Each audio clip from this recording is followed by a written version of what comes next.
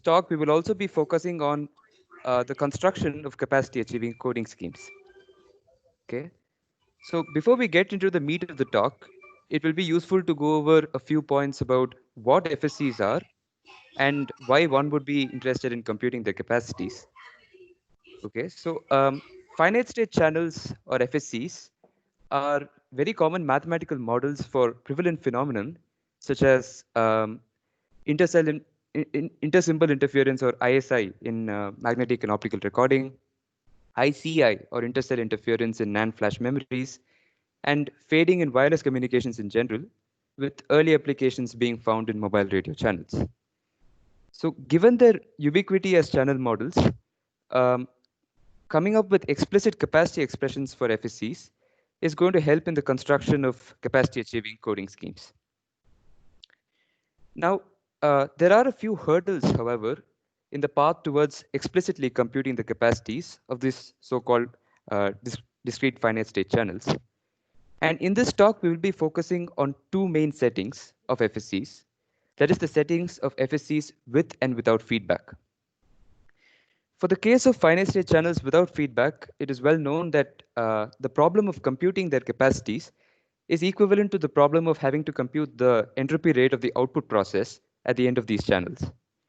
And this is a widely known open problem for even simple input constrained discrete memoryless channels with Markovian input. This is because in such settings, especially with Markovian input and DMCs, the output process becomes a hidden Markov model. And even up till now, only bounds are known for the entropy rate of such processes. For the setting of finite state channels with feedback, however, the silver lining is that there exists a simple recipe for explicitly computing feedback capacity. And this recipe involves the use of dynamic programming techniques, a little about which we'll be speaking in this talk. Now, the problem with this technique also is that uh, it is a computational challenge to explicitly solve the dynamic programming problem.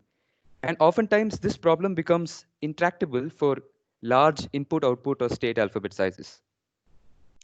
So our goals in this talk and in general are twofold.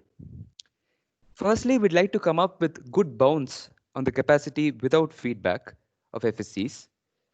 And secondly, we'd like to numerically evaluate the feedback capacity of a particular class of finite state channels with feedback and use these insights from the numerical evaluations to suggest simple feedback capacity achieving coding schemes. Okay, but before all that, it'll be useful to go over a few basics about the DP formulation that will be of interest to us. And this formulation is called the Infinite Horizon Average Reward Dynamic Programming Formulation. And it is characterized by the following components. So a DP system in this setting is characterized by a state or a DP state ZT at each time t. And this DP state could be drawn from a possibly uncountably infinite DP state space Z. One commonly recurring DP state space is, for example, the 0-1 interval, the entire 0-1 interval. At each time t, the party in the DP system, known as the agent, takes an action ut, which belongs to an action space u. And a policy pi is obtained by just stringing together a sequence of these actions. A DP system is also characterized by a disturbance, Wt at each time step, which is drawn according to the conditional distribution conditioned on the previous DP state, Zt minus 1, and the current action, Ut. Now, the moment a DP system observes a particular state and the action and the disturbance at that state, the second party in a DP system known as the environment pushes this DP system to its second state, which is known as to its next state or ZT, which is given by a time invariant deterministic function of the previous DP state and the current action and the current disturbance. Also, this environment, as soon as it observes the previous DP state and action, spits out a reward, RT, which is once again a time invariant deterministic function of the previous state and action. So the evolution of such a DP system can be shown diagrammatically in this figure. So the agent in the DP system takes an action ut at the state zt minus 1, and the environment, that is the second party, spits out a reward upon observing this zt minus 1 in ut. It also generates a disturbance wt that takes the entire DP system to its next state zt. Now, the overarching goal of any dynamic programming problem is to calculate the optimal reward. And in this case, it's called the optimal average reward because you're speaking about the average reward DP setting, which is given by the supremum overall policies of the limit as n goes to infinity of the empirical average reward.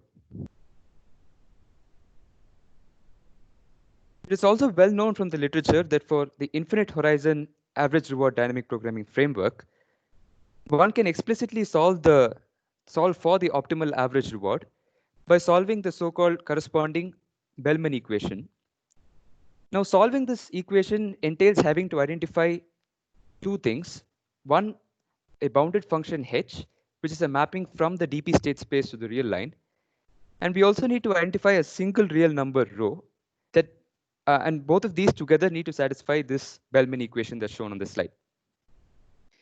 And if this equation is satisfied, then it is known that the number rho is in fact equal to the optimal average reward rho star. But note that this Bellman equation actually gives us more than just the optimal average reward.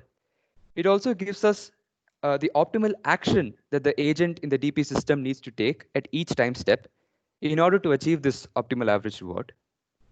However, we are actually solving only for the action at each time step and not for the entire policy. So what the Bellman equation really gives us is a stationary policy, or the optimal stationary policy, which is obtained by taking the same action at each time step. That is, the function that maps the state space to the action space is the exact same at each time step. Okay, but how does all of this tie up with the setting of finite state channels? So for that, we'll just briefly go over first the system model. All through the message M that is to be transmitted is chosen from a set of 2 to the nr possible messages. It is converted to an input string xn of length n, passed through the channel, whose output is yn, and then at the decoder end, the decoder produces an estimate m hat of the original message that was sent. Now, we are all familiar with the setting of the discrete memoryless channel, or DMC, for which the channel transition probability P of yn given xn factorizes as the product of P of yi given xi for each I. A finite state channel, however, has this additional parameter known as the channel state Si at each time I. Now, this channel state could depend arbitrarily on all the inputs and the outputs and the states up till that point. That is, Si could depend potentially on x up to I minus 1, y up to I minus 1, and s up to I minus 1. Early work on finite state channels generally assumed that the channel process was memoryless, or that one could actually write P of s up to n as the product of P of Si. But with the introduction of special techniques such as the ones I'll be speaking about, we note that we can actually handle situations where the channel is in fact a deterministic function of the state's inputs and outputs up to that point. Now, for such a finite state channel, the channel transition probability P of yn Sn conditioned on Xn and the initial state S0 is given by the product of P of yi Si conditioned on the previous channel state Si minus 1 and the current channel input Xi alone. Or in other words, so long as one is given the previous channel state Si minus 1 and the current input Xi, the current output and the current state are conditionally independent of everything else in the history. Now, in this first part of the talk about finite state channels without feedback, we'll be focusing on a special class, or a wide class of channels known as input-driven finite state channels, where the state at any time I, Si, is a time invariant deterministic function of the previous channel state and the current input alone. That is, Si is some function f of Si minus 1 and Xi. It is easy to see that for such a definition of a channel model, the channel transition probability is given by the expression on the slide. Now, these input-driven finite state channels are quite prevalent, and canonical examples include input-constrained discrete memoryless channels, such as the D infinity and the DK run-length limited or RLL input-constrained DMCs. Again, note that these constraints, which I'll be explaining in a short while, are different from the sort of summable cost constraints that one typically encounters in channel capacity problems. So what is this DK RLL input constraint? What it says is that the inputs to the discrete memoryless channel firstly have to be binary, and secondly need to obey the condition that there need to be at least D zeros and at most K zeros between any two ones in any input sequence. So this is the DK RLL input constraint. And again, the D infinity RLL input constraint means that there needs to be at least D zeros, and there can be as many zeros beyond that between any two ones. Other examples of input-driven finite state channels are the channel model for intercell interference in NAND flash memories. A simplistic channel model for this states that so long as there is a contiguous 101 input symbol pattern, the channel changes it to a 111 with some probability epsilon, and it leaves all other input symbol patterns unchanged. Now, for such a definition of a channel model, one can easily see that the channel state Si can be picked to be the current and the previous channel inputs. Another simple example is the intersymbol interference channel, where the output yi is given by the sum from k equals 0 to m of hk xi minus k plus zi, where the hk's can be thought of as the channel tap coefficients and zi is independent noise. Here again, the channel state Si can be taken to be the previous m inputs. Now, all through this talk, in the first and the second part, we'll make the reasonable assumption that the channel state S0, initial channel state S0, is known to both the encoder and the decoder. And this assumption is reasonable, especially for the setting of input-driven channels, because we can always send a sequence of dummy inputs that drives this channel to a fixed known initial state, S0. So as far as the problem of computing the capacities of indecomposable finite state channels is concerned, it is well known that the capacity C is given by the limit as n goes to infinity of the max overall input distributions of the mutual information rate.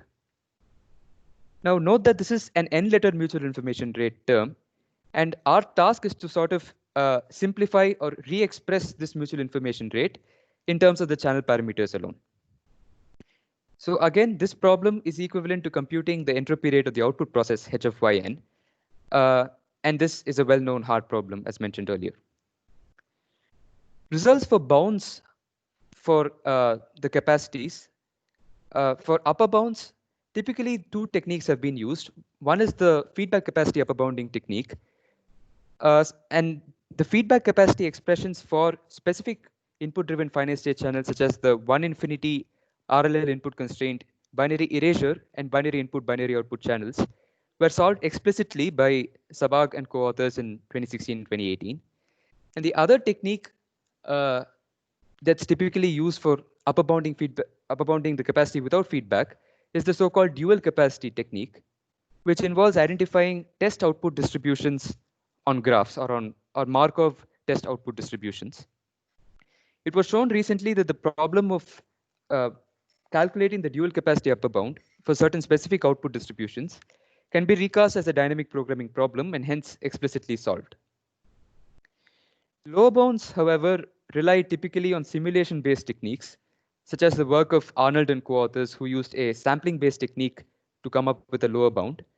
And we also have the generalized Bley-Hutterimoto algorithm and the stochastic approximation scheme of Hahn, which used an estimate of the gradient of the mutual information rate so that one could then perform gradient ascent along the direction of the gradient.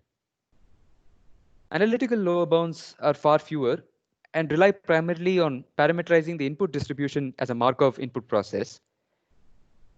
These include the early work of Zehavi and Wolf, and later work of Hahn and Marcus and Lee and Hahn, where they produced asymptotics when the crossover probability goes to 0 for the binary symmetric channel, and the erasure probability goes to 0 for the binary erasure channel. Our work in our ISIT paper recovers the lower bound of Zahavi and Wolf for the DK RLL input constraint and extends this bound by coming up with a general recipe for the broad class of input-driven finite state channels. So let's get to our bounding technique. The key ideas that we are using are the employment of two information theoretic quantities that recur in the setting of FSCs with feedback. And these two quantities are the reverse and the delayed forward directed informations. And their expressions are shown on the slide. In particular, we'll be using the so-called conservation law of Massey. And we state that in a slightly different form than it was actually expressed in Massey's original paper. And what it says is that the n-letter mutual information is given by the sum of the forward, delayed forward, and the reverse directed informations. And in particular, the n-letter mutual information is lower bounded by the reverse directed information. This is an extremely simplistic bound. And our goal is to convert this n-letter bound again, lower bound again, into something that is explicitly computable. So the arguments or a sketch of the proof of the lower bound go as follows. For the first step, we just recall that the n-letter mutual information is lower bounded by the reverse directed information, whose expression is given on the slide. Furthermore, we can lower bound this very expression here, owing to the nature of the input-driven channel, by this expression, which is the sum from t equals 1 to n of the mutual information between xt st minus 1 and yt, conditioned on all the inputs seen up to then.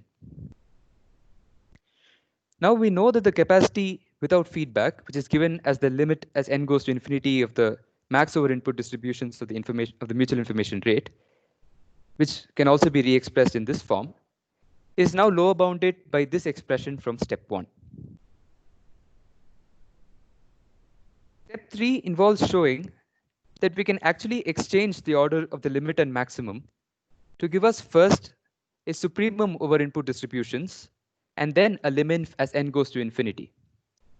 Now, the reasons why we can actually exchange the order of limit and maximum can be extended from an argument that was made by Permuter and co-authors in their paper on the computation of feedback capacity. But the argument is basically about identifying that the inner term, that is the max overall input distributions of 1 over n times the summation of mutual informations, is actually super additive. And so the limit as n goes to infinity of this expression is nothing but the supremum as n goes to infinity of the same expression. And so we can then switch the order of the supremum and maximum and then make a similar, we can then extend this argument further by chopping up the inputs and then arguing further, but I'm not detailing out this argument at this time. So let us take on faith that we can actually exchange this limit and maximum to get a supremum and liminf. So as our next step, we then replace the supremum over input distributions q of xt conditioned on x up to t minus 1 by the supremum over input distributions q of xt conditioned on the previous channel state st minus 1 alone. And we can do this because this channel is input driven. So x up to t minus 1 in fact determines st minus 1 explicitly. Now in our paper, we have shown that this expression that we have come up with can in fact be recast as the optimal average reward of an infinite horizon average reward dynamic programming problem. The components of this DP problem are shown on the slide. So the DP state zt minus 1 are the beliefs of the states p of st minus 1 conditioned on all the inputs that are seen up to then. And the action ut is the action that the encoder takes. That is, it decides with what probability it needs to send the next input xt conditioned on the previous channel state st minus 1. The disturbance in the DP is the channel input xt, and the reward at each time step is just the mutual information term inside the summation. So quite a few remarks at this stage. Firstly, it is possible to show that under some mild conditions, our DP-based lower bound in fact reduces to a very simple single letter lower bound expression, which is given by the supremum of all input distributions Q of X given S belongs to a certain set P of the mutual information between X, Y conditioned on S. Now, what is this set script P? It is just the set of all input distributions such that the Markov chain on the state space induced by this input distribution is aperiodic and has a unique stationary distribution. The mild conditions that I've spoken about are precisely the conditions for which the DP system that we are solving for has an optimal stationary policy. And in actually solving the Bellman equation, one obtains only an optimal stationary policy. So our DP, the optimal average reward that we are solving for, in fact, exactly equals this single letter lower bound. What's more is that this single letter lower bound that we have here reminds us of the setting where perfect CSIR is available at the receiver end. So, however, this setting where CSIR is available at the decoder is when the channel state process is memoryless. And in such a setting, we get the capacity to be exactly equal to this lower bound that is given here. But in our setting, the channel state could depend on the inputs and outputs and the previous states. And so we are yet to identify an operational meaning as to what this lower bound really means. Also get the same lower bound, this single letter lower bound, by a random coding argument, whereby the encoder chooses inputs according to Q star of Xi given Si minus 1, where Q star is that input distribution that maximizes I of Xy conditioned on S. Moreover, the decoder in such a setting performs the usual maximum likelihood decoding. Can I ask a question? Yes, sir. This is Rajesh here. Yeah. Under what conditions can you assure existence of the Q star in the supremum? So, I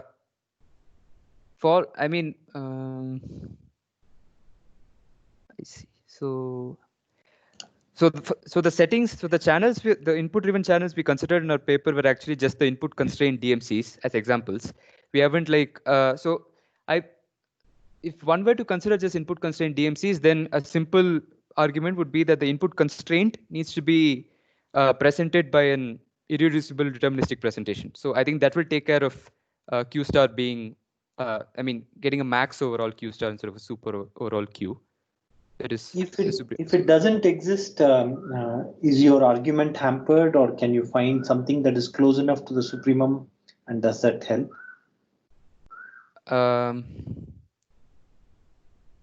I'm not sure about it not existing, because the manner in which we obtain this Q star is actually by solving the Bellman equation. And okay, so we have really not encountered situations where we don't get a Q star. Okay, we can take the discussion to the end. Please go ahead. Yeah, sure.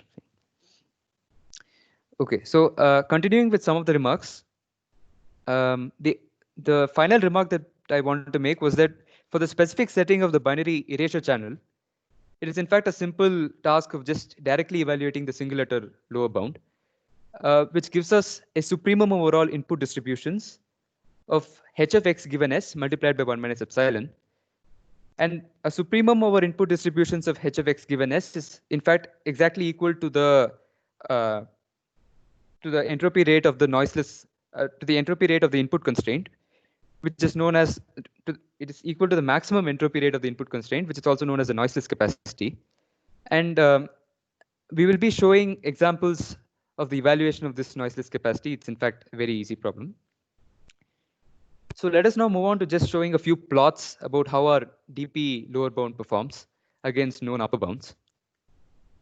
So for the setting of the D infinity RLL input constraint BEC, like we had seen, our lower bound comes out to be the noiseless capacity CD infinity multiplied by 1 minus epsilon. And for the case of the DK RLL input constraint BEC, we get CDK multiplied by 1 minus epsilon. Now both CDK and CD infinity, whose expressions are shown here, are in fact exactly equal to the entropy of the max entropic Markov chain on the irreducible deterministic presentation of the input constraint. So what do I mean by a deterministic presentation? So a presentation of a constraint is a graph such that walks along these graphs generate all possible sequences that respect the constraint. And if this graph is irreducible, and if it is such that from each node, all the labels of all the edges from the outgoing edges from these nodes are labeled distinctly, then this graph or presentation is said to be irreducible and deterministic. So for most input constraints that are of interest, their presentations are indeed irreducible and deterministic. And for such presentations, we have the additional property that there exists a unique irreducible deterministic presentation, also known as the Shannon cover, for such constraints. So it is an easy task to model these constraints and solve explicitly for the lower bound. This is a graph of how the linear lower bound for the BEC compares with known upper bounds. So pretty much the only known upper bounds for the setting without feedback are the feedback capacity upper bound and the dual capacity upper bound. And we have shown how our lower bound compares. Now we have done a little more work in the background actually. We have so in our proof, if you recall, we had used only the reverse directed information rate and continually lower bounded that and obtained some expression. Now, if one were to identify or estimate a value for the forward directed information rate as well, then one can actually improve upon this linear lower bound.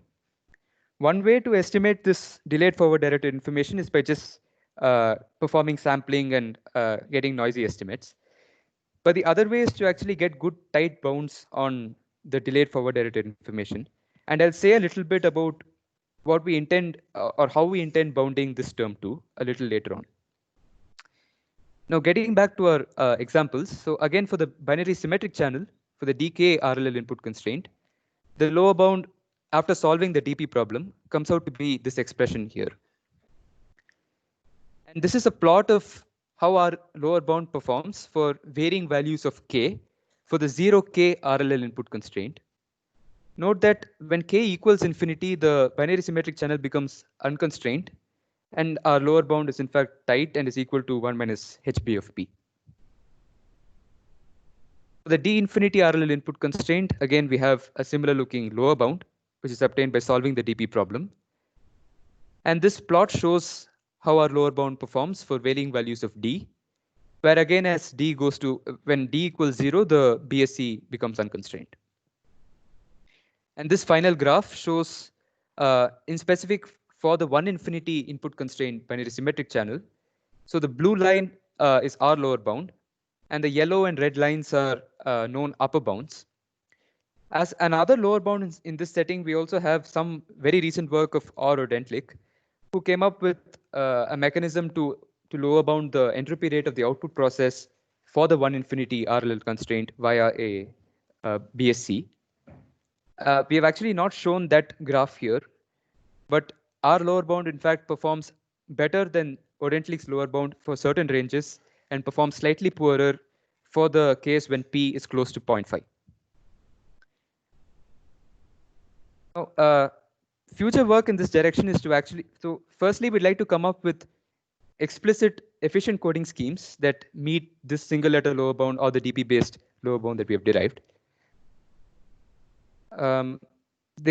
So the idea here is to try and use a concatenation of some constraint coding scheme along with error correction coding in order to try to meet the lower bound, although this work is still in progress and we're yet to figure out means to do this. Another direction, like I said, is to improve our lower bound by estimating or bounding the delayed forward directed information as well. So the bounding technique that we are thinking of using to bound this reverse to bound the forward directed information is to obtain a lower bound using Pinsker's inequality or some application of a modified Pinsker's inequality, and then try and upper bound this delayed forward directed information by using the continuity of entropy sort of argument that was made by Zhang. And in that paper, he actually includes an upper bound on the mutual information. Now, both of these applications of both Pinsker's inequality and the upper bounding technique involve having to compute the total variational distance between the joint distribution and the product distribution for a mutual information term. And we are actually working on this for the 1-infinity input constraint binary erasure channel.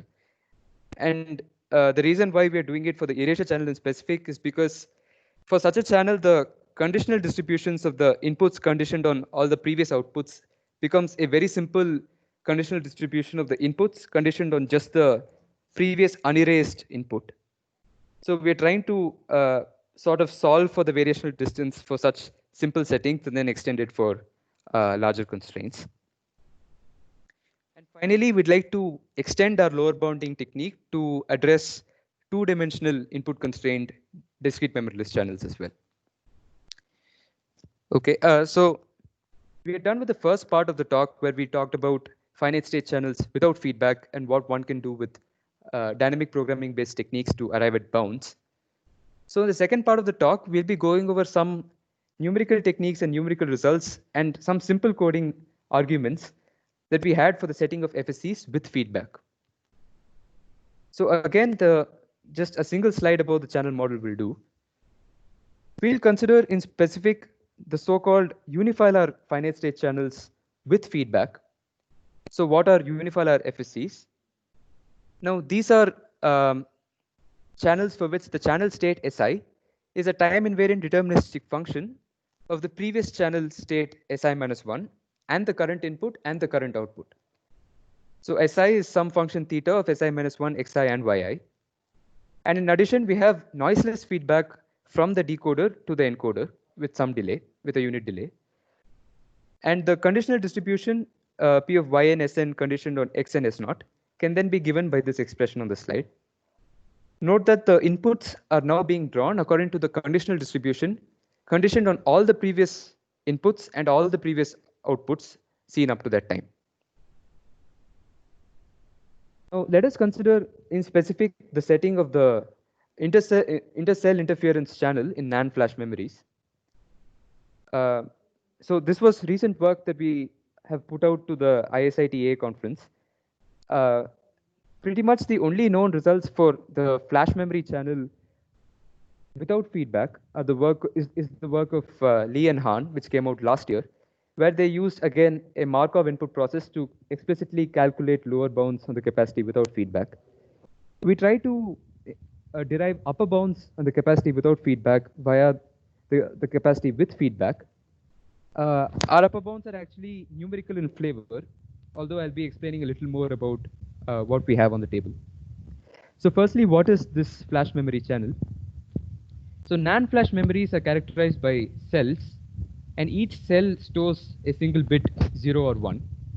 And in the simplest one-dimensional model of intercell interference, whenever one has high voltages in neighboring cells, then with some probability epsilon, the center victim cell also gets a high voltage.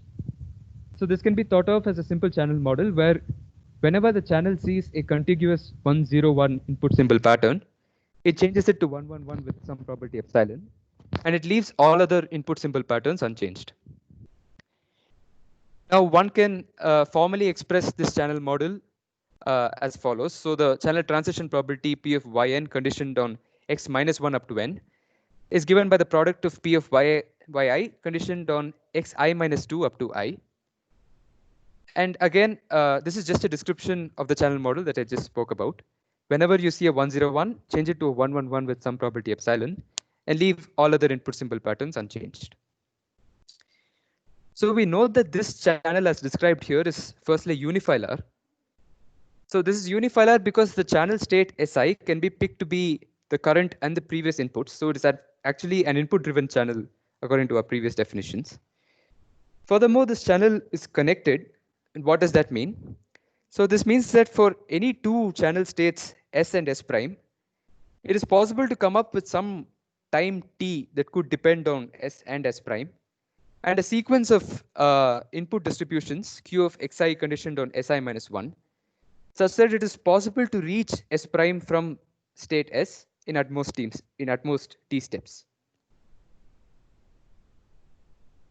So it is well known that the feedback capacity of the class of connected unifilar channels is given by the following expression, and this follows from the work of Permuter, Cuff, and co-authors in 2008. Furthermore, this expression again reminds us of the optimal average reward of some infinite horizon average reward dynamic programming problem, because we have a soup over some policies or actions of the liminf of some empirical average reward. It was also shown in the work of Permuter and co-authors that it is possible to recast this feedback capacity expression as the optimal average reward of an infinite horizon dynamic programming problem, and they lay down what the DP states, the actions, and the disturbances are. And these are their observations. So the DP state ZT minus 1 is the belief P of ST minus 1 conditioned on all the outputs YT minus 1. And the action UT is in fact the probability that the next channel input is XT, conditioned on the previous channel state ST minus 1, and all the outputs Y up to T minus 1 seen up to that time. So the disturbance again in this DP is the Tth channel output YT, and the reward is given by the mutual information term inside the summation.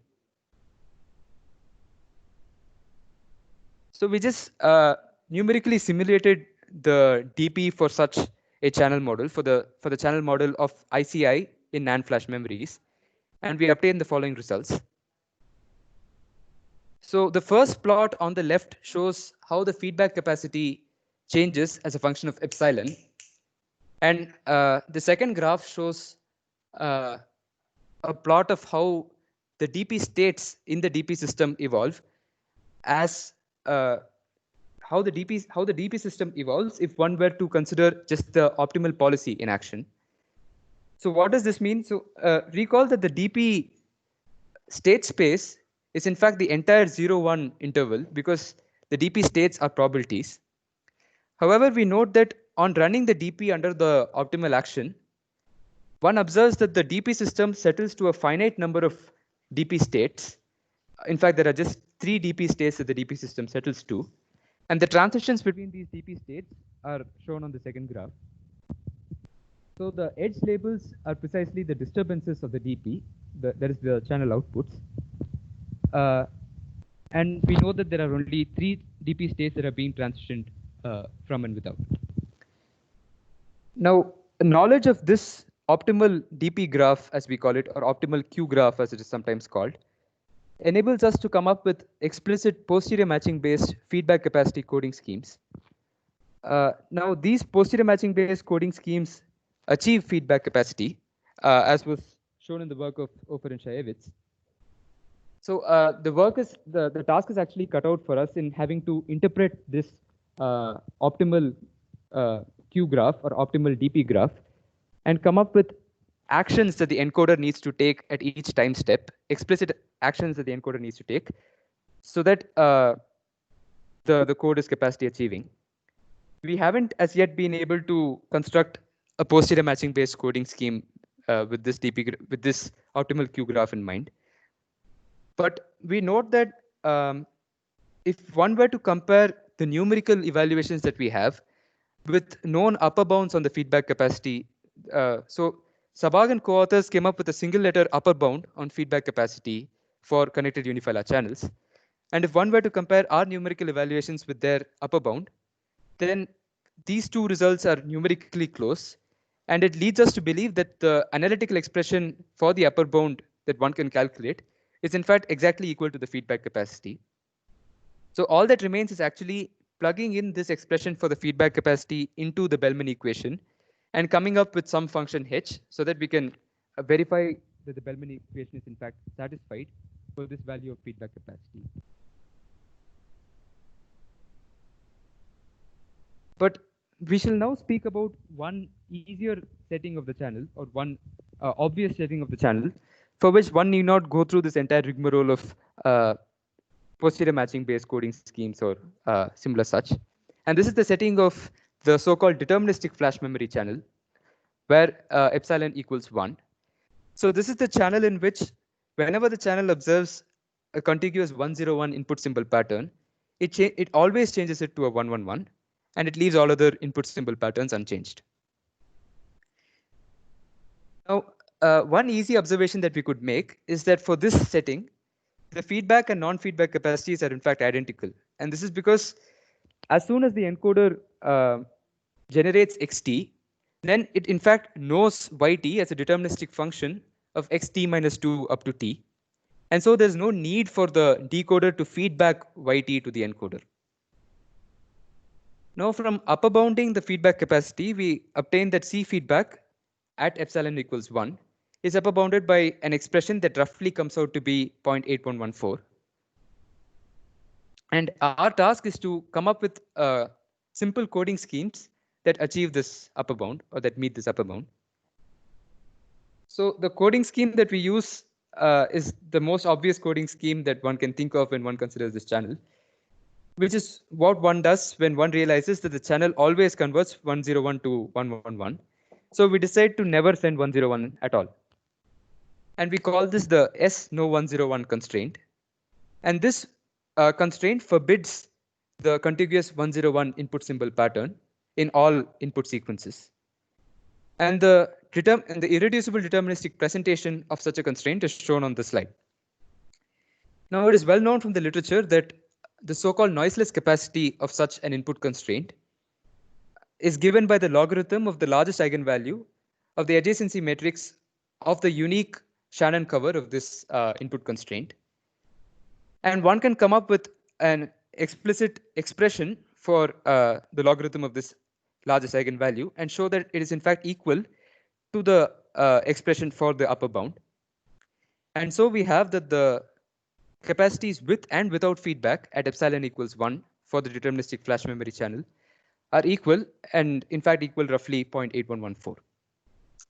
Now, future work in this direction is to first come up with sound posterior matching based coding schemes using this optimal Q graph. And secondly, we also want to carry out detailed calculations of how the feedback capacity, how the conjectured analytical feedback capacity expression, in fact, actually meets, actually satisfies the Bellman equation, and is in fact exactly equal to the feedback capacity. So yeah, that's the end of this talk. Any questions?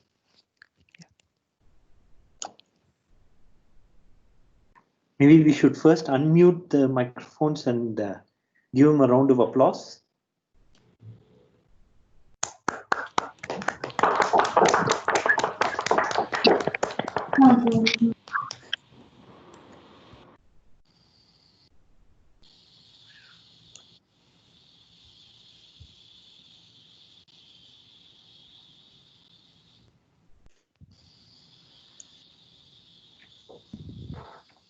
So maybe I'll begin, Arvind, Rajesh here. Yes, sir. So this is back to the question that I asked about the existence of that optimal Q star. Yeah. That attains the lower bound. Yes, yes. Now, I was wondering to what extent the achievability part is predicated on the existence of that Q star. So can you highlight whether that Q star is needed? If it is needed, how you use it, and if it is not needed, where might issues be, and how are you overcoming them? So lower bound is there. There is, let's say, we begin with a Q star, which is there. How do you use the Q star? So the Q star is going to give. So assume that the input alphabet is binary or is at least finite. So suppose we have some. So since this is a finite state channel, our state space is also finite. So we can draw up a graph of transitions to and from states based on this input distribution, and then the task is to just. So in evaluating the lower bound, we have h of y given s minus h of y given x s. And h of y given s can now be computed explicitly because we know the input distribution, and we also know the channel characteristics. So we know p of y given xs. So the entropy rates and the p of y given, which will be the noise entropy, all of them happen to match what is attained, what the lower bound says. and therefore, thanks to the ergodicity, you're able to Yes, precisely. Yeah. meet the upper and the lower bound, Yeah. match the lower bound. Yes. So now, when the Q star doesn't exist, so the Q star could not. I mean, the Q star may not exist when the state graph is not irreducible, or when the Markov chain is not ergodic. That is one case. Or the so we have really not looked at this case, because in our paper we didn't have this single letter lower bound. We just worked with the DP based lower bound.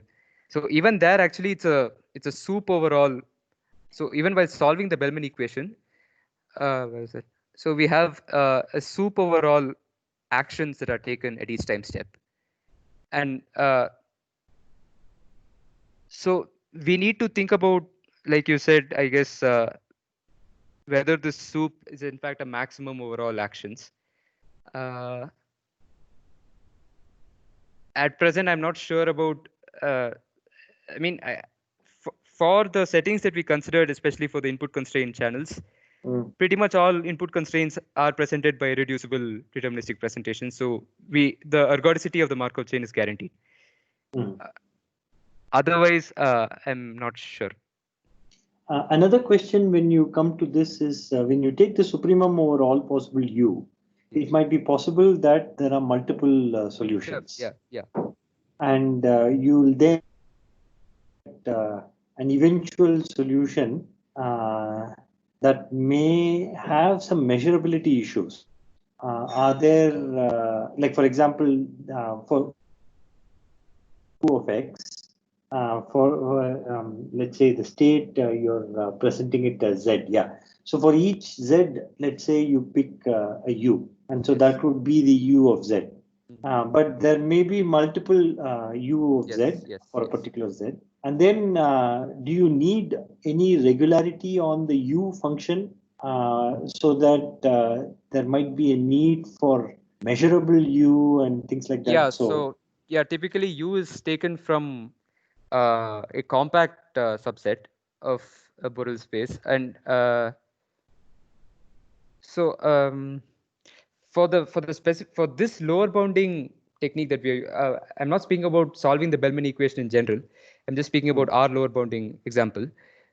So for this, actually the DP state space, if you look at it, is given to be finite just by definition. So the way we have defined the DP state space, not just the channel states, is also, I don't know where I have that. So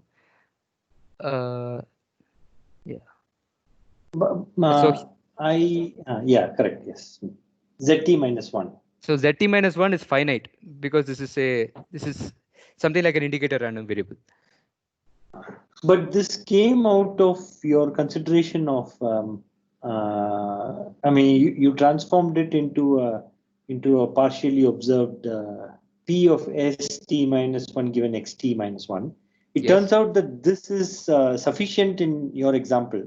Yes. But in general, it might be the entire history, right? Yeah, sure. Yes.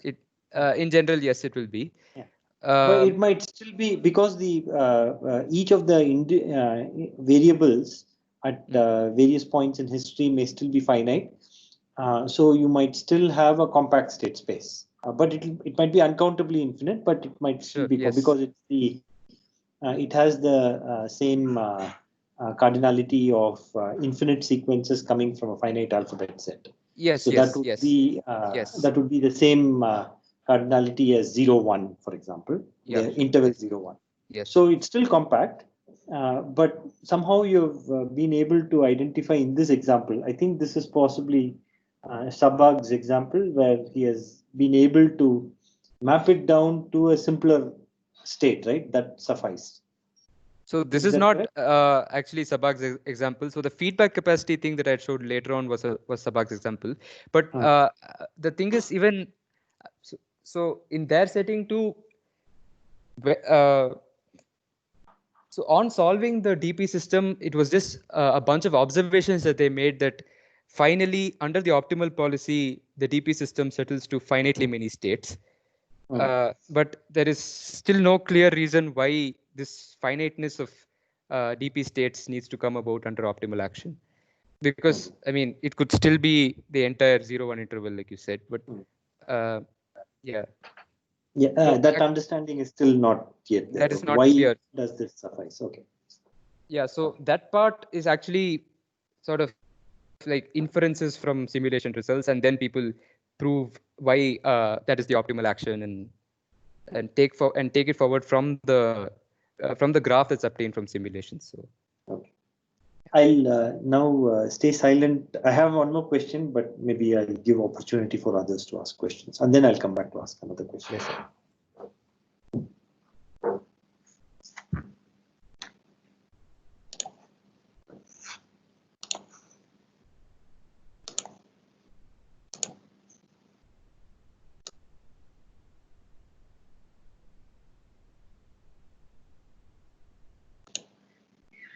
Sorry, the question is not audible.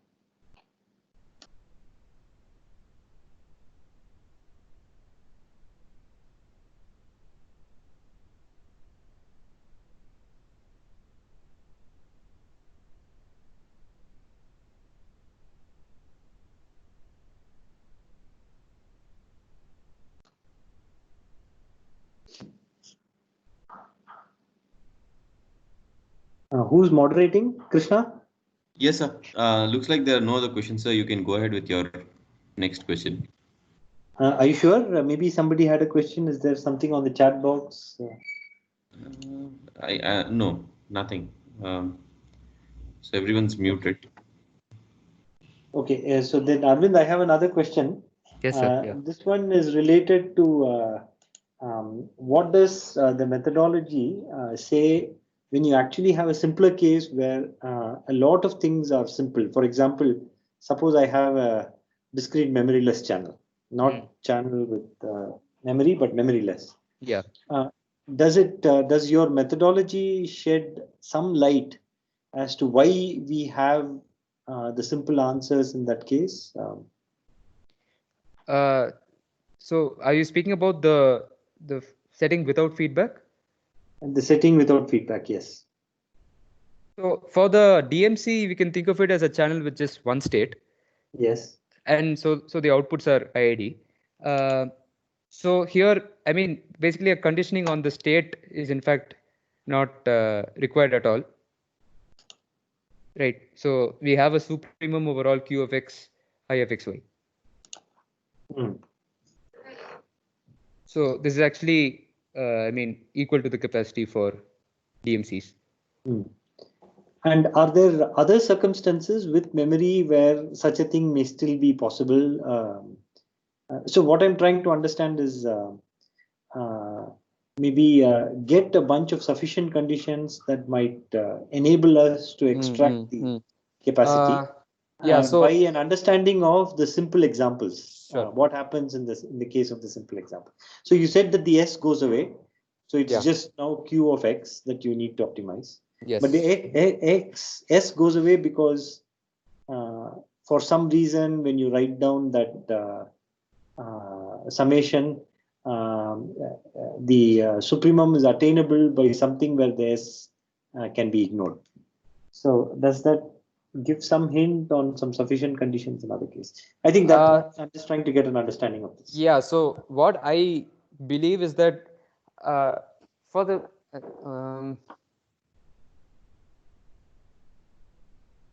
so we were just so I was just working out a few examples.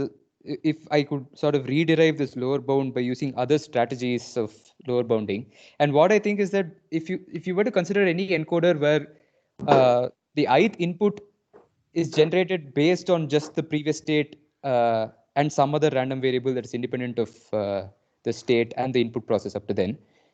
So you can think of this, I guess, as like Shannon strategies, which so for the case when you have so for the case when you have CSIT at the transmitter, so Shannon strategies involved looking at another random variable, looking at a function u, which was the mapping from the state space to the inputs, and then sort of splitting these channels into S different channels, into cardinality of S different channels, and then transmitting, right? So for such a setting, we actually get the same expression, and in fact, it's equal to the capacity. So possibly, so my hunch was that if one were to consider input distributions where the encoder performs such an action, that is, it looks at just the previous state, and then it flips a coin and then decides what the next input needs to be, then possibly we'd be able to derive such a lower bound as an achievability. And this is sort of like, I guess, the random coding argument that was made also. That is, the encoder just chooses according to Q of xi given si minus 1.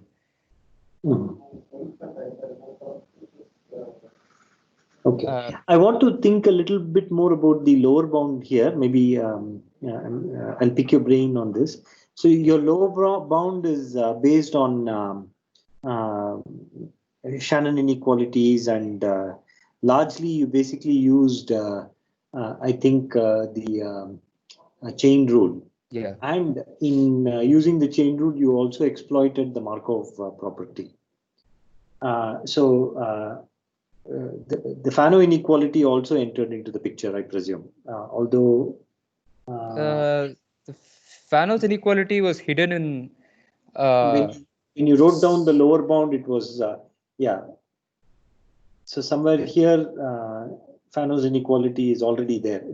Yeah, I mean, Fano's inequality is already mutual information. Yeah. Yeah. That's it. Yeah. There itself, you have used Fano inequality. Yeah. But suppose you were to take a slightly different approach, like for example, you didn't use the finite state property here in the various simplifications, but you just looked at it as I yn to xn given S0. That means your only ingredient is Fano inequality. If you operate at that level and then you think of a suitable maybe DP operating at that level, do you think there might be some understanding that we might get which might explain, or do you need the finite in order to bring in the DP picture? Do you have to go to the Markov channel with state? Leave out the finite state. I'm not too worried about the finite state. I'm worried about the Markovity of your Markovity assumption, and under what circumstances can we relax that? So you need. So the only place where the Markovity comes in is, I suppose you're saying the Markovity of the channel states when. Correct. Yes. Correct. P of y given. Yeah. X and S. Yeah. So the Markovity just comes in. I mean, when we use the sort of ergodic simplification of this lower bound here. So until this point, we have not used the Markovity assumption anywhere, and in our paper we have directly segued from this point to the DP approach. From XT, ST, you didn't use the Markov approach. No. Markov property here also. No. We just use the input-driven nature of the channel and some arguments about why we can actually switch the order of limit and maximum. So that was the technical argument. But the Markovity just kicks in only after this. So in some sense here, you're looking at mutual information, which is already an expectation. Okay, so that's fine. And for the upper bound, when you take the Q star and you're trying to meet this particular lower bound, do you solve a DP there as well? And does the DP involve actual likelihoods, or does that also involve mutual information? When you take the Q star and you try to meet the Q star, meet the lower bound. Meet the lower bound, yeah. Do you have to deal with likelihoods, or do you have to deal with mutual information? Random coding will just make you deal with only mutual information, I think. Okay. No, I didn't get your. So likelihoods as in. Are you solving another DP to show? No, sir. No. You just use the random coding argument and say that here is my decoder, and this decoder approaches this. Whereas there could be another way by which you do this, which is if you come up with another reward and say that reward that reward is like the rate that you get, and that rate somehow meets the lower bound. Okay. Then that might be another DP that you solve. So I was wondering if that was okay. No, You're no, just we didn't using do that. random coding and code. Okay. Yes, yes. Okay. Thanks. Yeah. Okay, any more questions?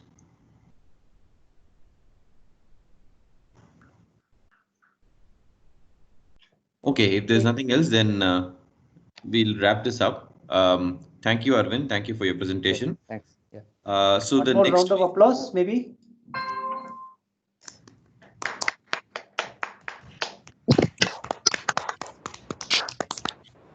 Okay. So the next week, that is 23rd, is the week of ISIT. So we won't have a network seminar on 23rd. On 30th, Sri Krishna, who's a PhD student in the in RBCCPS, will be presenting. We'll send out a notification soon. And thank you. So this completes the meeting. Thanks. Thanks.